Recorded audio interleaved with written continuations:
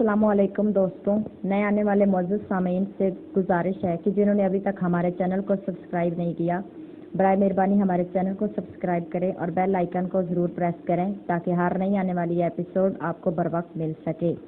Novel روزی راسکل، مصنف نظر کلیم ایم اے، ایپیسوڈ 10۔ آپ کو گنڈوں نے گن پوائنٹ پر اغوا کیا اور آپ اغوا ہو گئے، کیا مطلب؟ یہ کیسے ممکن ہے؟ بلیک زیرو نے حیرت بھرے لہجے میں کہا۔ کیوں ممکن نہیں؟ کیا میں کوئی مفوق الفطرت قوت ہوں؟ وہ بڑے زبردست گنڈے تھے اور میں بیچارہ اکیلا ان کا مقابلہ کیسے کر سکتا تھا؟ سلمان بھی مارکیٹ گیا ہوا تھا، ورنہ شاید سلمان ان کا مقابلہ کر کے مجھے بچا لیتا۔ عمران نے بڑے معصوم سے لہجے میں کہا تو بلیک زیرو بے اختیار ہنس پڑا۔ میں سمجھ گیا، آپ خود اغوا ہونا چاہتے تھے تاکہ اسلم کنگ سے آپ کی ملاقات ہو سکے۔ بہرحال پھر کیا ہوا یہ بتائیں، بلیک زیرو نے کہا تو عمران بے اختیار ہنس پڑا۔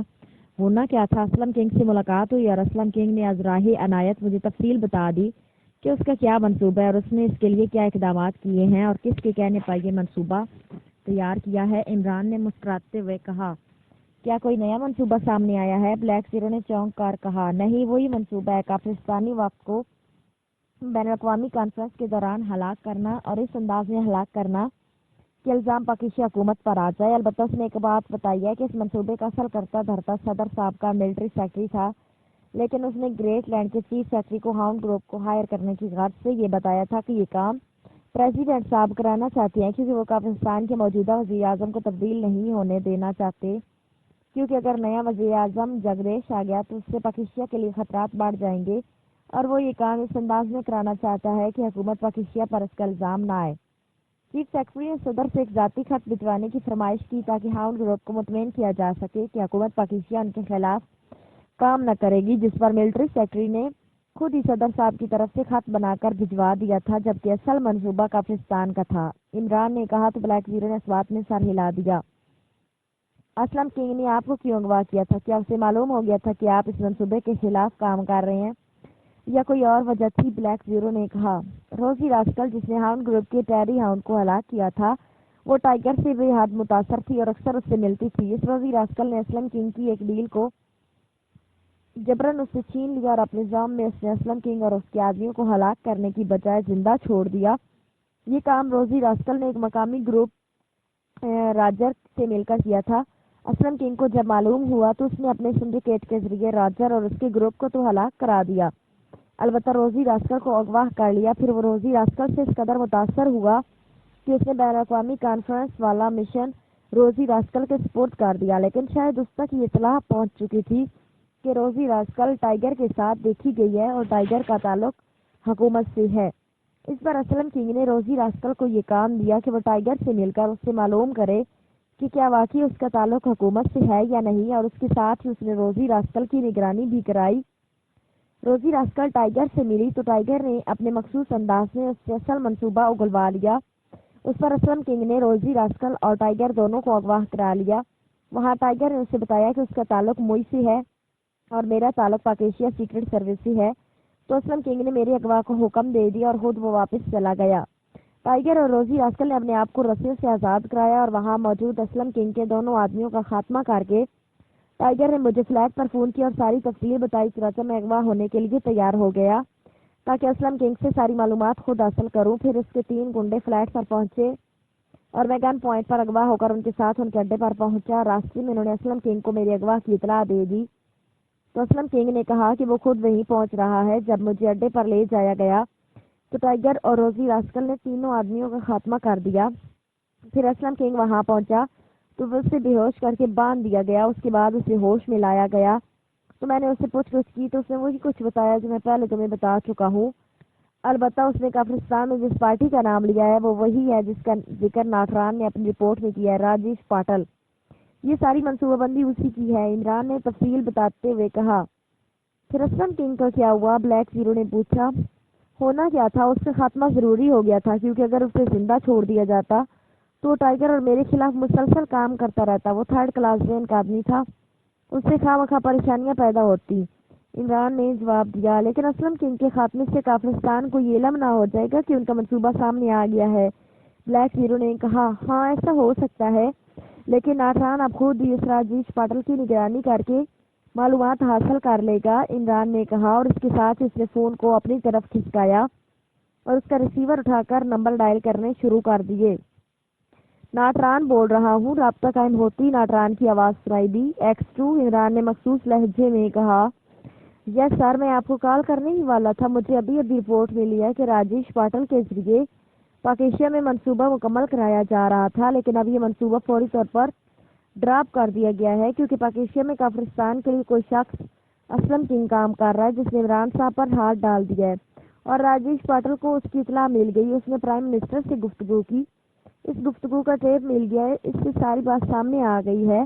इमरान साहब की वजह से उनका ख्याल है कि पाकिस्तान सीक्रेट सर्विस इस मंसूबे को मुकम्मल ना होने देगी, इसलिए उन्होंने फौरी तौर पर ये मंसूबा ड्रॉप कर दिया। नाटरान ने तफसील बताते हुए कहा।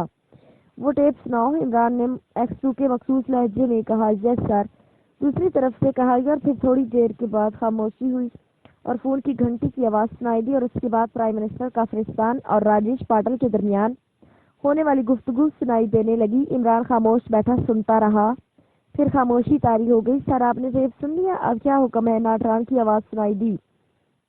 इस राजेश पाटिल की मुकम्मल निगरानी कराओ, ये लोग लाजमन कोई नया मंसूबा बनाएंगे और हमें इस मंसूबे का इल्म होना ज़रूरी है, इमरान ने मखसूस लहजे में कहा। यस सर, नाटरान ने कहा। तो इमरान ने बगैर कुछ कहे रिसीवर रख दिया। आपकी बड़ी दहशत है काफिरिस्तान के वज़ीर आज़म पर कि आपका नाम सुनते ही उसने मंसूबा ड्रॉप कर दिया, ब्लैक ज़ीरो ने मुस्कुराते हुए कहा। वो मुल्क से नहीं, पाकिस्तान सीक्रेट सर्विस से डरते हैं, लेकिन मैं सोच रहा हूँ कि इस मंसूबे के अलावा और क्या मंसूबा वो बना सकते हैं, इमरान ने जवाब दिया। मेरा तो ख्याल है कि अब वो शायद ही इस मंसूबे पर अमल करें, ब्लैक ज़ीरो ने कहा। नहीं, काफिरिस्तान की सियासी सूरत-ए-हाल वाकई ऐसी है कि काफिरिस्तान के मौजूदा वज़ीर आज़म का देश के होते हुए दोबारा वज़ीर आज़म बनना तकरीबन नामुमकिन है और ये बात प्राइम मिनिस्टर भी समझ चुका है। इसीलिए तो वो अपनी ही पार्टी के आदमी के खिलाफ ऐसा मंसूबा बना रहा है ताकि उस पर किसी तरह इल्ज़ाम ना आए, इमरान ने कहा। तो ब्लैक ज़ीरो ने इस बात में सर हिला दिया। ठीक है, फिलहाल तो ये मिशन शुरू होने से पहले ही ख़त्म हो गया, बाद में जो होगा देखा जाएगा, इमरान ने एक तवील सांस लेते हुए कहा और ब्लैक ज़ीरो बेख्तियार हंस पड़ा। ऐसा ना करें कि हम खुद इन जगदेश साहब को इस मनसूबाबंदी की इतलाह कर दें ताकि वो खुद ही कॉन्फ्रेंस में आने से इनकार कर दें, ब्लैक ज़ीरो ने कहा। तो इमरान चौंक पड़ा। ओह हाँ, ये वाकई बेहतरीन आइडिया है, इस तरह हम मजीद दर्द सिरे से बच जाएंगे, इमरान ने कहा और इसके साथ ही उसने एक बार फिर रिसीवर उठाया और तेजी से नंबर डायल करने शुरू कर दिए। नाटरान बोल रहा हूँ, राब्ता कायम होती नाटरान की आवाज़ सुनाई दी। X2, इमरान ने मखसूस लहजे में कहा। जो टेप तुमने मुझे सुनवाया था, ये टेप प्राइम मिनिस्टर काफिरिस्तान के सियासी हरीफ जगदेश को पहुंचा दो और साथ ही उसे ये तफसील भी भिजवा दो कि मौजूदा प्राइम मिनिस्टर साहब किसी तरह पाकिस्तान में होने वाली बैन अवी कॉन्फ्रेंस में उन्हें हलाक करने का मंसूबा बना रहे हैं ताकि वो खुद ही इस कॉन्फ्रेंस में शिरकत करने से इनकार कर दें, इमरान ने मखसूस लहजे में कहा। यस सर, नाटरान ने जवाब देते हुए कहा, लेकिन ख्याल रखना कि उन्हें ये मालूम ना हो सके ये टेप, ये तफसील पाकिस्तान की तरफ से उन्हें भिजवाई जा रही है, इमरान ने कहा। ठीक है सर, मैं उनकी पार्टी की तरफ से ही उन्हें आगाह करूंगा, मेरे आदमी उनकी पार्टी में मौजूद हैं सर, नाटरान ने कहा। तो इमरान ने ओके कहकर रिसीवर रख दिया। चलो, ये मिशन अब मुकम्मल तौर पर ख़त्म हो गया, अब मुझे एक कप चाय ही पिलवा दो और साथ ही चेक भी ला दो, इमरान ने मुस्कुराते हुए कहा। चाय तो मैं पिलवा देता हूँ, लेकिन चेक आप किस बात का मांग रहे हैं, ब्लैक ज़ीरो ने मुस्कुराते हुए कहा। किस बात का क्या मतलब, मिशन मुकम्मल नहीं किया, इमरान ने आंखें निकालते हुए कहा। मिशन तो शुरू ही नहीं हुआ, फिर मुकम्मल कैसे हो गया, ब्लैक ज़ीरो ने मुस्कुराते हुए कहा। मिशन शुरू होने से पहले ही खत्म हो गया, इस बात पर तो मुझे डबल चेक मिलना चाहिए, इमरान ने कहा। चले, आप डबल चाय पी लीजिए, इस मिशन पर आपने जितना काम किया उसका मुआवजा मेरे ख्याल में इतना ही बनता है, ब्लैक ज़ीरो ने कुर्सी से उठते हुए मुस्कुरा कर कहा। या अल्लाह, किस कंजूस को चीफ बनाकर मुझ पर मुसल्लत कर दिया है तूने, किसी सखी को अगर चीफ बना देता तो तेरा क्या बिगड़ता, इमरान ने ऊंची आवाज में कहा और ब्लैक ज़ीरो हंसता हुआ किचन की तरफ बढ़ गया। कमरे में एक बड़ी मेज के पीछे 3 कुर्सियों पर 3 अफराद मौजूद थे, जबकि चौथी कुर्सी खाली थी। ये तीनों अफराद उधेड़ उम्र और मकामी थे।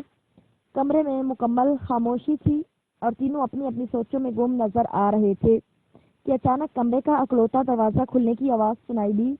तो इन तीनों ने चौंक कर दरवाजे की तरफ देखा और फिर दरवाजे से दाखिल होने वाली शख्सियत को देखकर वो तीनों उठ खड़े हुए। कमरे में दाखिल होने वाली शख्सियत काफिरिस्तान के वज़ीर आज़म थे, उनके चेहरे पर हल्की सी मुस्कुराहट तारी थी।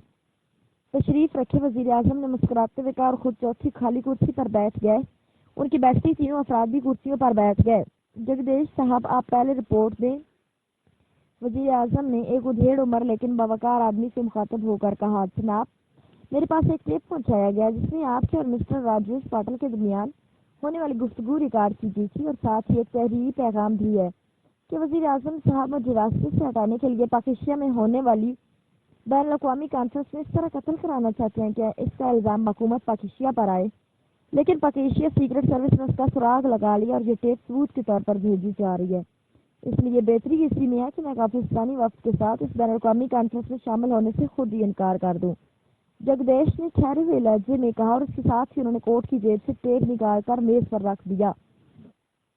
राजेश पाटिल साहब, आप इस बारे में क्या कहते हैं? वजीर आजम ने मुस्कुराते हुए अपने दूसरी तरफ बैठे हुए कवि हिकल आदमी से मुखातब होकर कहा, जनाब, इस टेप के जगदीश साहब के पास पहुंचने का मतलब ये है कि हमारा मंसूबा 100% कामयाब रहा। जगदीश साहब बाकायदा ऐलान कर देंगे कि वो जाती वजूहत की बिना पर बैन अवी कॉन्फ्रेंस में शरीक नहीं हो रहे। इस तरह पाकिस्तान सीक्रेट सर्विस भी अपनी जगह मुतमिन हो जाएगी और हुकूमत पाकिस्तान भी।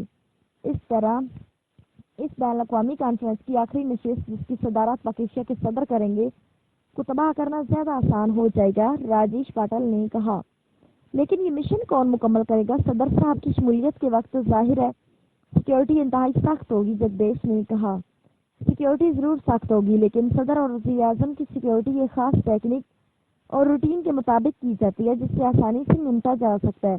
लेकिन असल मसला पाकिस्तान सीक्रेट सर्विस की तवज्जो इस कॉन्फ्रेंस से हटाना मकसूद थी जिसके लिए इंतहाई पेचीदा मनसूबाबंदी की गई थी। वज़ीर आज़म ने जवाब देते हुए कहा, लेकिन अगर ये मंसूबा ना बनाया जाता तो फिर पाकिस्तान सीक्रेट सर्विस यकीनन ऐसी बैन अवी कॉन्फ्रेंस की सिक्योरिटी पर काम न करती। चौथे आदमी ने कहा, आपकी बात दुरुस्त है मिस्टर ठाकर, आमतौर पर ऐसी इल्मी कॉन्फ्रेंसों की सिक्योरिटी सीक्रेट सर्विस की जिम्मेदारी नहीं होती, लेकिन हमें इतला मिली कि ग्रेट लैंड के चीफ सेक्रेटरी की तरफ से हुकूमत पाकिस्तान को ये इतला भेजी गई थी कि पाकिस्तान की किसी अहम शख्सियत को हलाक करने की मनसूबाबंदी की जा रही है। हमने इस बारे में जो तहकीकात की उसके मुताबिक ये खत पाकिस्तान सीक्रेट सर्विस के चीफ को भिजवाया गया था। जो मनसूबा ग्रेट लैंड की हुकूमत ने पकड़ा था वो काफिरिस्तानी एजेंटों का था और टारगेट पाकिस्तान के सदर थे, क्योंकि उनकी वजह से पाकिस्तान के रोसिया के जवाल की वजह से आज़ाद हो जाने वाली मुस्लिम रियासतों के दरमियान इंतहाई तेजी से ताल्लुकात बढ़े चले जा रहे थे और ये खतरा अब हकीकत बनकर सामने आता जा रहा है कि पाकिस्तान अपने हमसाया मुस्लिम ममालिक और रूसिया के चंगल से आज़ाद हो जाने वाली मुस्लिम रियासतों से मिलकर एक नया ब्लॉक बनाने पर तुला हुआ है। अगर ये ब्लॉक बन गया तो काफिरिस्तान की इस इलाके में हैसियत न सिर्फ जीरो हो जाएगी बल्कि पाकिस्तान और मुस्लिम रियासतें बेपनाह तरक्की कर जाएंगी। इस तरह ताकत का तवाज़ुन मुकम्मल तौर पर पाकिस्तान के हक में चला जाएगा और क्योंकि इस तमाम कार्रवाई में बुनियादी किरदार पाकिस्तान के सदर का है और अभी पाकिस्तान के सदारती इंतखाबात में बहुत अरसा पड़ा है, इसलिए पाकिस्तान ने ये मनसूबाबंदी की है कि किसी तरह पाकिस्तान के सदर को इस अंदाज में ख़त्म किया जाए जिससे उसका इल्ज़ाम काफिरिस्तान पर ना आए। लेकिन पाकिस्तान के सदर की ज़ाती सिक्योरिटी बेहद सख्त है, इसलिए उन्हें आम हालात में ख़त्म नहीं किया जा सकता। चौथा, मैंने पहले तो सदर के मिलिट्री सेक्रेटरी से रब्ता किया। हमारा ख्याल था कि मिलिट्री सेक्रेटरी के जरिए ये काम कराया जाए, लेकिन मिलिट्री सेक्रेटरी ने बराह रास्त ये काम करने से इनकार कर दिया। अलबत्ता इस मिलिट्री सेक्रेटरी ने ग्रेट लैंड के हाउंड ग्रुप को इस्तेमाल करने की तजवीज़ पेश की। हाउंड ग्रुप ऐसे कामों में महारत का दर्जा रखता है, लेकिन हाउंड ग्रुप जो बज़ाहिर मुजरम तंजीम है दरअसल ग्रेट लैंड की सरकारी तंजीम है और उसका सरबराह लॉर्ड मिकार्टू है। उसने ये असूल बना रखा है कि जब तक इस हुकूमत का सरबराह सरपरस्ती न करे उस मुल्क की किसी बड़ी शख्सियत का खात्मा ये ग्रुप नहीं करेगा, जबकि यहाँ खुद सरबराह को निशाना बनाया जाना था। इसलिए मिलिट्री सेक्रेटरी ने एक और तजवीज़ पेश की कि ग्रेट लैंड के चीफ सेक्रेटरी को वो पाकिस्तान के सदर की तरफ से जमानत दे देंगे कि वो एक टारगेट को ख़त्म कराना चाहते हैं। टारगेट ओपन ना किया जाएगा। जब हाउंड ग्रुप का कोई आदमी तफसीलात मालूम करने आएगा तो उसे असल बात बताई जाएगी और चूंकि उसे लॉर्ड मिकार्टू की तरफ से ग्रीन सिग्नल मिल चुका होगा इसलिए वो इस बात की परवाह ना करेगा कि टारगेट मुल्क का सदर है या कोई और। चुनांचे इस तजवीज़ के मुताबिक मिलिट्री सेक्रेटरी ने ग्रेट लैंड के चीफ सेक्रेटरी से फ़ोन पर रब्ता किया तो उन्होंने सदर से बराह रास्त बात करने की ख्वाहिश जाहिर की। चुनांचे मिलिट्री सेक्रेटरी ने एक आदमी को जिस सदर जैसी आवाज़ और लहजा बना सकता था सदर बनाकर उसकी बात चीफ सेक्रेटरी से कराई तो चीफ सेक्रेटरी ने बताया कि हाउंड ग्रुप के असूल के मुताबिक صدر ایک ذاتی خط لکھے، اس ذاتی خط کو شناخت بنایا جائے گا تاکہ معاملات لیک آؤٹ نہ ہو سکے۔ ملٹری سیکرٹری نے یہ خط بھی لکھ دیا۔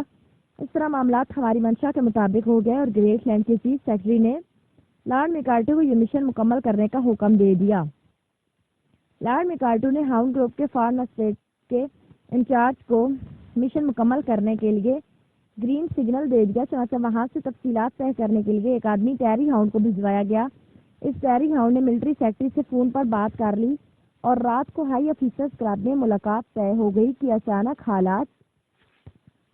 حالات نے پلٹا کھایا اور یہ آدمی ٹیری ہاؤنڈ ایک ہوٹل کے کمرے میں مردہ پایا گیا۔ اس کے پاس جو خط تھا وہ غائب تھا۔ اس کے بعد پاکیشیا سیکرٹ سروس کا آدمی پاکیشیا کے صدر سے ملا اور اس نے وہ خط صدر کو پیش کر دیا۔ اس خط سے صدر نے انکار کر دیا، ظاہر ہے انہوں نے تو اس کا علم بھی نہ تھا۔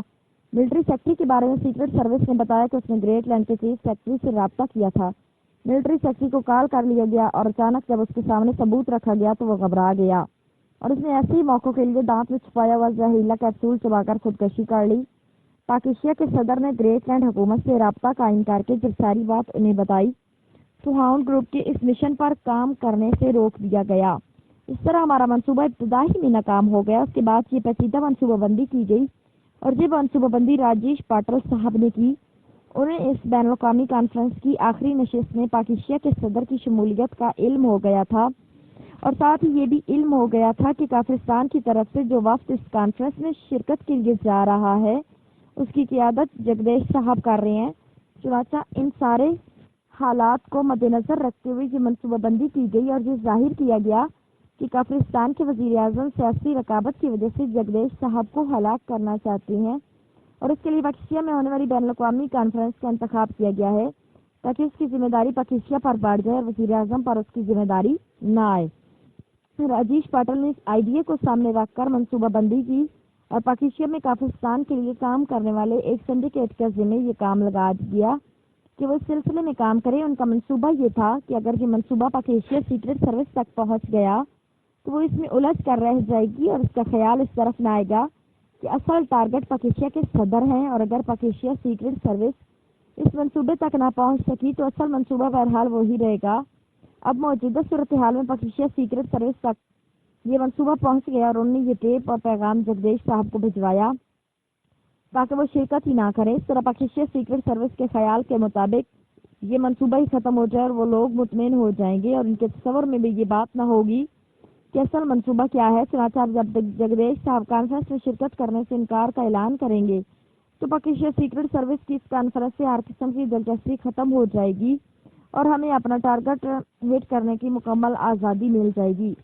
وزیر اعظم نے پوری تفصیل سے حالات بتاتے ہوئے کہا، یہ تو واقعی انتہائی حیران کن منصوبہ بندی ہے اور واقعی اس منصوبے کی وجہ سے آپ نے پاکیشیا سیکرٹ سروس کو مکمل طور پر کارنر کر دیا ہے، لیکن یہ منصوبہ کون مکمل کرے گا؟ اس کا کیا انتظام ہے؟ کیا وہی عام سے بدماش یہ منصوبہ مکمل کریں گے؟ ٹھاکر نے حیرت بھرے لہجے میں کہا، فائر سنڈیکیٹ کا چیف اسلم کنگ تو مارا جا چکا ہے، اب اس کی جگہ اس کے نمبر 2 کارمن نساد مارشل نے لے لی ہے۔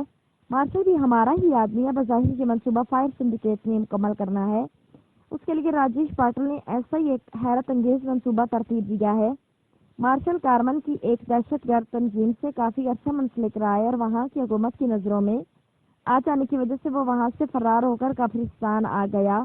یہاں سرکاری طور پر اس کی مہارت سے فائدہ اٹھاتا جاتا رہا ہے، لیکن پھر کارمن حکومت کو اس کا علم ہو گیا تو اس کے احتجاج پر ہم نے مارشل کو خفیہ طور پر پاکیشیا میں شفٹ کر دیا اور اسلم کنگ کا نائب بنا کر اسے سختی سے حکم دیا گیا کہ وہ فائر سنڈیکیٹ کے ہیڈ کوارٹر سے باہر نہ نکلے اور نہ پبلک کے سامنے آئے۔ چنانچہ کاربن حکومت باوجود کوشش کے اس سے تلاش نہ کر سکی۔ اب منصوبہ یہ ہے کہ کافرستان کی طرف سے جو وفد اس بین الاقوامی کانفرنس میں شرکت کرنے آ رہا ہے اس کے ناموں کا اعلان ہو چکا ہے۔ ان میں ایک آدمی ایسا ہے جس کی جگہ مارشل لے سکتا ہے۔ چنانچہ جب یہ وفد پاکیشیائی پہنچے گا تو اس کا کانفرنس کی پہلی 4 نشستوں میں وہی آدمی شامل ہوگا، لیکن آخری نشست والے روز سے پہلے رات کو خاموشی سے مارشل اس کی جگہ لے لے گا اور پھر صدر صاحب کا خاتمہ کوئی مسئلہ نہیں رہے گا اور اس کا کوئی الزام بھی کافرستان پر کس طرح بھی نہ آئے گا اور نہ ہی پاکیشیا سیکرٹ سروس کو خیال گزرے گا کہ یہ کارروائی کافرستان نے کی ہے، کیونکہ انہوں نے تو جگدیش صاحب تک کا یہ علم تھا اور بس۔ وزیر اعظم نے مزید تفصیل بتاتے ہوئے کہا، जनाब ये वाकई इंतहाई शानदार मंसूबा है, लेकिन इस बात की क्या जमानत है कि इस मीटिंग में होने वाली गुफ्तगू का टेप भी उसी तरह पाकिस्तान सीक्रेट सर्विस तक नहीं पहुंच जाएगा जिस तरह आप और राजेश पाटिल साहब के दरमियान होने वाली गुफ्तगू का टेप उन तक पहुंचा है, जगदेश ने कहा। इसके लिए खसूसी इंतजाम किए गए हैं, आप कतई बेफिक्र रहें, ये पहलू हमारे सामने था।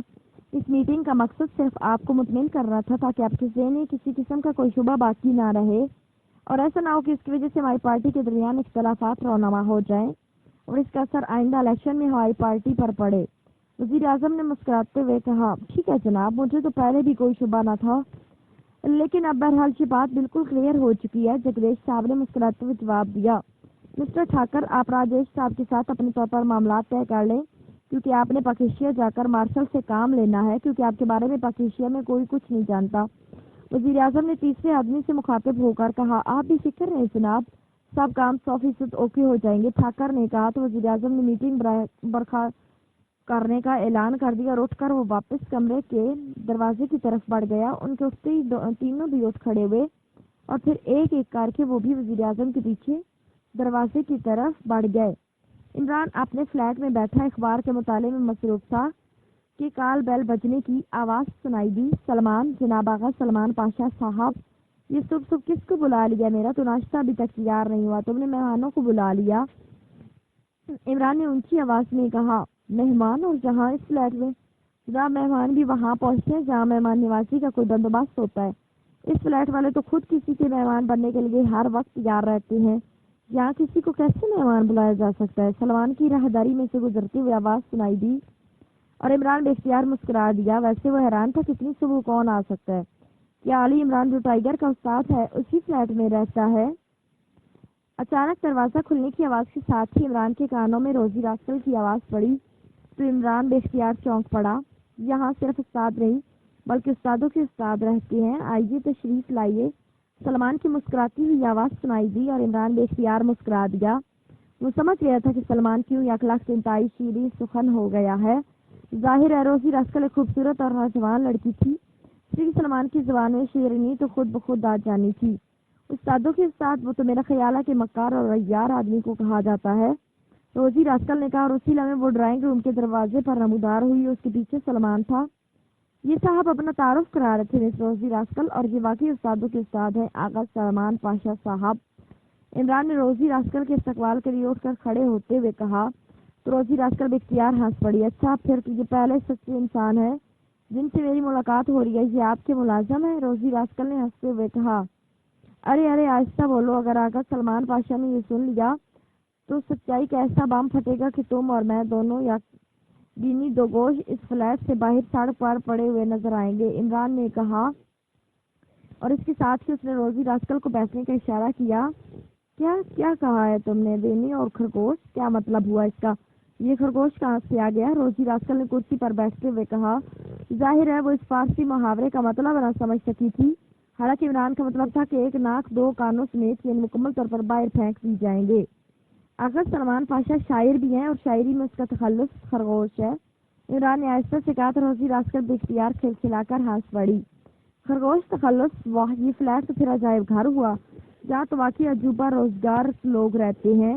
रोजी रास्कल ने हंसते हुए कहा, अजूबा तो अभी दाखिल हुआ है इस फ्लैट में, बाकी तो यहाँ सितम ज़दगान रोजगार ही रहते हैं। बहरहाल आज सुबह सुबह कैसे तशरीफ आवरी हुई है?